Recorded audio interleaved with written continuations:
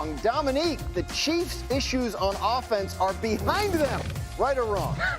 Wrong. Oh, right. I mean, they just went ham in the second half against the Raiders. It's a little different than the competitors that they're going to be facing. I think all of their losses this year, you can kind of pin part of the reason why they lost on their receivers dropping balls.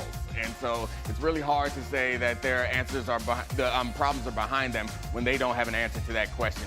Who's our number one receiver? Here's a team with some more problems. The Bills, Jeff Saturday, won't win a Super Bowl with Josh Allen. Right or wrong? That's wrong. That's real wrong. That's like you're high wrong. That's where you are right now, Gross. No, listen, Josh Allen has done plenty to put his team in position to win games. They got to figure a way to close out. Defensively, gave up too many points in the fourth quarter, but Josh Allen is not the problem. You get rid of Josh Allen, you got no shot at the Super Bowl. You better keep that dude around for a while. That's probably true. RG3, the Eagles will lose to the 49ers on Sunday. Right or wrong? I mean, what kind of question is this, guys? A yes or no question. Tuesday, so it's definitely possible that they could potentially lose. But I'm excited about this one because of all the animosity from the playoffs.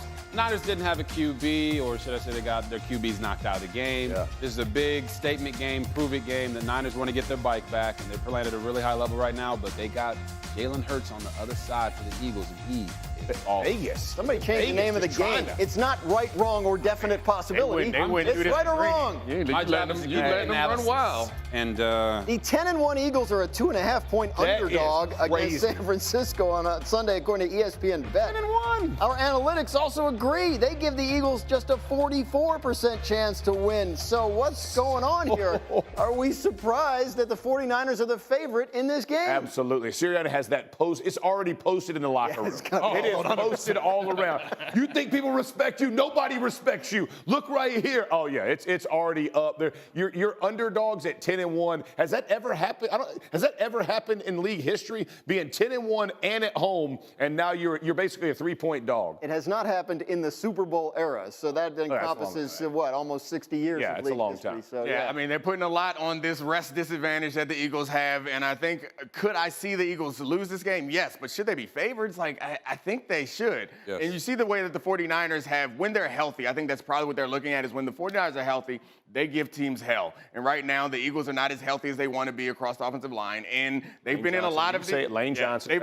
Yeah, they don't have Lane Johnson, and they've been in a lot of these close games that could go either way at the end. So I could see how someone could arrive at thinking the 49ers could win, but I don't see them as favorites. And here's my problem with them not being favorites at home. When we talk about the San Francisco 49ers, we talked about how they didn't have all their Avengers on offense, right? Debo was out, Trent Williams was out. Well, when they had their Pro Bowl left tackle out of the game, they went and lost 2 games and only scored 17 points. Well, the Eagles didn't have Lane Johnson in their game on Sunday, and what they do, they score 37 and come back and win. Yeah. So when you look at the Eagles, it's about Jalen Hurts. Their defense isn't playing as good as they were last year. They're a top 20 defense, or like in the 20s on defense, as opposed to being in the top 10. Right. Jalen Hurts is playing at a super high level, and they don't even have Dallas Goedert. So we're talking about a team in the Eagles that we're underestimating and over-scrutinizing, even though they're 10-1, whereas we make all these excuses for the San Francisco 49ers. Bottom line is I think it's going to be a phenomenal game. Both these teams are playoff teams, but the Eagles should not be an underdog at home being 10-1. It's a rematch of the NFC Championship game. I think there are 49ers fans who would have loved to see Brock Purdy play that whole game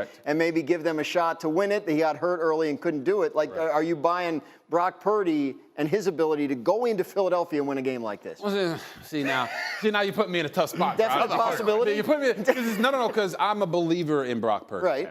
And what I'm saying is I don't want to pick the game today because I still want to watch the tape and let it all play out before we get to game day. But Brock Purdy is not just a passenger with the San Francisco 49ers. This guy is making the right plays. He's getting the ball to where it's supposed to be. He's creating with his feet. He's doing everything that you want from the quarterback and not just managing the game. So can he go into Philadelphia and lead them to a victory? 100% he can. And before this past game, he was playing at an MVP level himself. Sure. So I'm a believer in Brock Purdy. I certainly think he can, and there's one way that he can go about doing it, and that's by getting an early lead and still maintaining the ability to have the run to threaten so that they can still throw the ball off of that. And I think that Brock Purdy, in his second year as Mr. Irrelevant, he is amazing. Yes. But he's not quite at the Jalen Hurts level yet, and he may mature to that point, but he's early in his maturation process. And I think we all accept that the best way for Brock Purdy to play is to attack the middle of the field because they can threaten with the run. Yeah. Once they get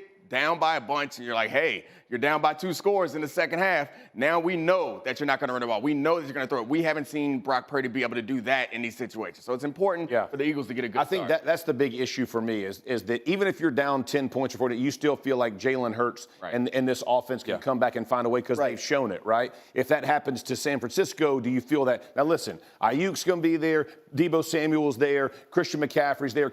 They have explosive players, right? Not just plays, but players that can take that thing and go make special things happen. I think that's what San Fran's going to have to live on. This is not going to be do we just rely, because the Hurts equation always deals with his legs, right? You saw how listen, as a coach, I watched us lose to the Eagles because of that same QB draw to walk in the end zone. So, and they're going to run it, and they're going to be successful with it because they get numbers how they want. They set this thing up. It's the Hurts running ability with this throwing that separates he and Purdy at this point. The only context that I would add to the Purdy conversation is that when they were behind and he wasn't able to kind of will them back to victory, it was when they weren't at full strength. That's true. I think what we've seen from Jalen Hurts proves that he can do it regardless of whether he has those guys, but he still has 2 number 1 wide receivers. Right. For now, for Brock Purdy, let's see if they do get behind against the Eagles and they have the full arsenal of weapons, can he be that guy that can bring them back like a Jalen Hurts? He hasn't proved it yet. Yeah, I think maybe at some point in his career, but it's hard right now. And the idea that saying, the 49ers are never going to be fully healthy in the playoffs. It's just like it never happens. It never happens for any football team, and they're very reliant on those players. All right, we'll see a lot more on this game as the week. This Bills-Eagles game in depth. When we talked about the Eagles and Jalen Hurts, and we're going to get into it.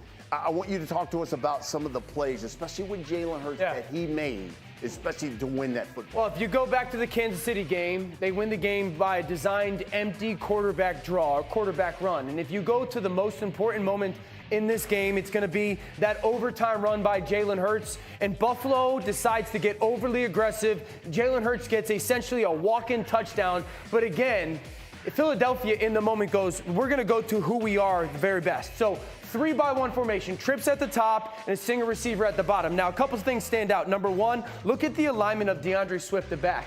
He is a half a step behind Jalen Hurts. Why is he half a step behind Jalen Hurts? Well, they're going to motion to what I call that 4-by-1 formation. Now, this is the play. You have essentially a screen up top. You're going to block with this receiver, arc release, block, and you're trying to potentially throw that little swing pass to DeAndre Swift. And then also you're going to pull the backside center kick out block, and then Jalen Hurts could be a runner. You guys have heard RPO. I've kind of talked about the PRO, pass run option. This is what I call an SRO. Number one up top is going to be this screen, and then number 2 is going to be Jalen Hurts potentially in the quarterback run. Well, why does Jalen Hurts turn it into that quarterback run? Now, when they send DeAndre Swift into motion, Jalen's reading the defense. How does the defense react? So when Swift goes, he's trying to pay attention to those defenders. Swift goes, and what you're going to get is 1, 2, 3 guys are all going to flow to that screen action up top. Well, that's an easy read for Jalen. Everybody leaves the box. Now, this is when it becomes the most paramount. Kelsey in the left guard and left tackle, Mailata, okay? What happens is Buffalo is going to bring all-out pressure, and this edge guy is going to come.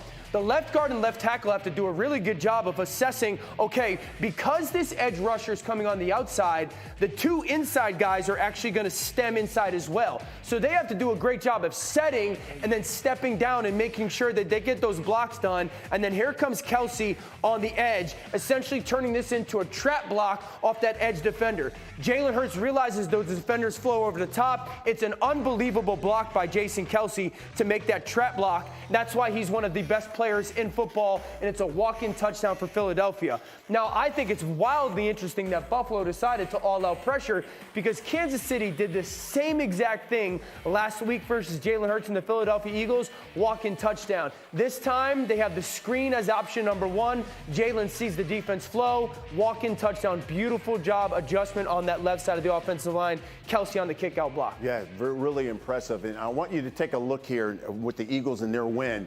Look at the NFC playoff picture. The Eagles are now 2 games clear of anyone else in the conference for the top spot. And according to ESPN Analytics, the Eagles, 73% chance to earn the number 1 seed, the highest of any team. 49ers, right behind them, of course, at 20%. All right, so let's kind of first guess this thing. Which team has the edge, you think, going forward? Is it Philly? Is it the Niners? I mean, I think it's very difficult. I don't believe you can have this conversation without including the Dallas Cowboys as well. When you look at the Philadelphia Eagles, they are the team I believe in the most in the NFC. But I don't believe they're the team I've seen with the highest of highs. I think when you look at the San Francisco 49ers and what they have been when they are healthy, yes. When they are healthy, this is a team that hasn't lost a game when Brock Purdy starts and finishes, and there's Christian McCaffrey and Deebo Samuel, Brandon Ayuk, Trent Williams. We've seen them absolutely bludgeon people. And then you look at the Dallas Cowboys, and it's like when we can bully you, we do.